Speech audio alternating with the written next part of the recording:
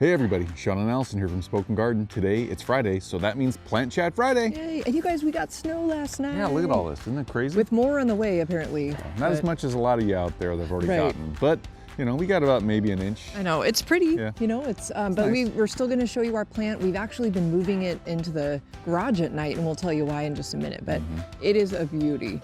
Okay guys, here we are. There's our plant. This is so beautiful. This is Erysimum Winter Orchid. So guys, this is a hybrid here. It's a tender perennial, especially in our zone, but it is a perennial. Isn't it beautiful? Oh, it's so beautiful.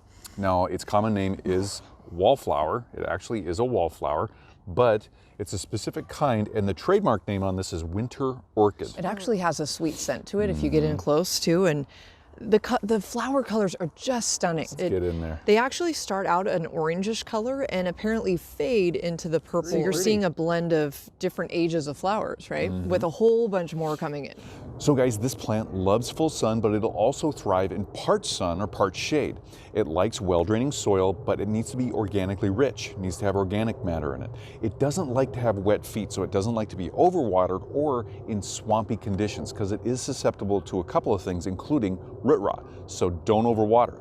So guys, this plant is hardy down to zone 7 and it's drought tolerant. So that means you can put it in your yard, and once it's established after a year or two of being in your yard and having continual watering and maintenance, it can take some drier times of the year. It can take drier conditions. So you can put it out here with some sage, you can put it out with some thyme, and maybe even some different plants like agastache or common yarrow. It's a great plant to have out here. So guys, this plant will flower from late winter into the spring and even further in some cases, depending on which cultivar and which series you get, which wallflower you get.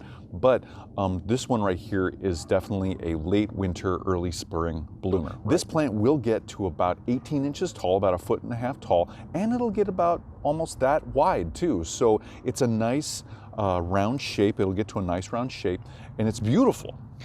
Okay, so you can see that we planted ours in a container all by itself, and that was by choice. We just wanted to enjoy the color and the blooms just kind of by themselves. This plant would make a great companion to so many plants. Sean mentioned a whole bunch already that would be awesome options, and a few more might be your early spring blooming plants. You know, maybe your English daisies, that would be really pretty in a container with these. Maybe daffodils, maybe pops of yellow and then, you know, different colors. Maybe even tulips. So they all have similar care needs, and that's what you need to look for any plants that you're going to put in a container together. They need to have the same care. So there's a couple cool features about this plant that we really appreciate. You actually don't have to do any deadheading. It will just keep reblooming. You probably can if you want to get in there and tidy it up with a little pair of pruning snips, because I can see a couple dead flowers in here that I'd probably want to get in and cut off, but you don't have to. So another great feature in addition to that is this plant will tolerate light frost. You can see we have snow, which is a little more than just a light frost. So, and also due to the fact that this is a new planting, we've been moving this inside at night. Our temperatures right now, we're having kind of a cold snap in the Pacific Northwest.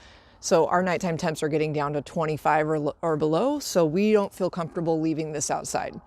So we're just bringing it back out in late morning so it can get some sunlight and photosynthesize. Guys, this plant is deer resistant. We don't have that problem here, but you might actually have it where you live. So that's a really good trait to know if you have deer or other herbivores running through your property. This plant is resistant to them.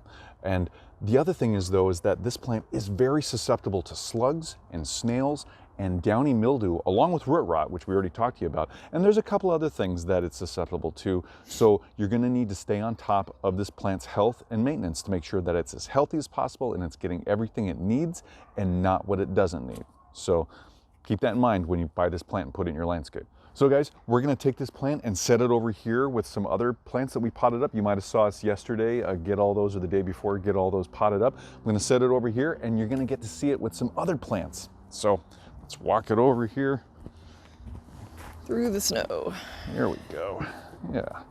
So we're gonna move this up a little bit since this Erysimum is a little bit taller than these guys.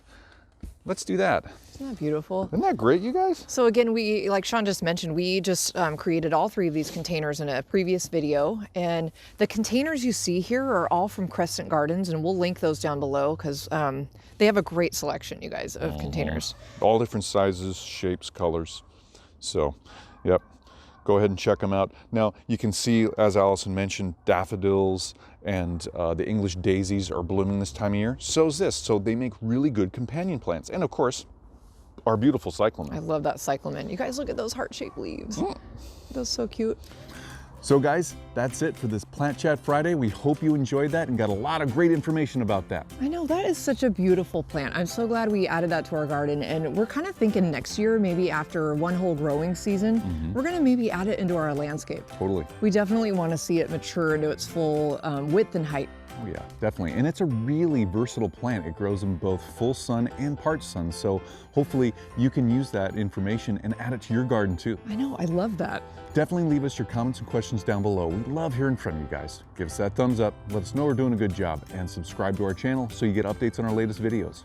Yeah, you guys, that's a wrap for today, and we'll be back tomorrow with our weekly Saturday morning live. We've been having so much fun, you guys. Yeah, we have. We hope you're able to stop by either tomorrow or sometime in the future, 9 a.m. Pacific, every Saturday morning. Yep, we'll see you there.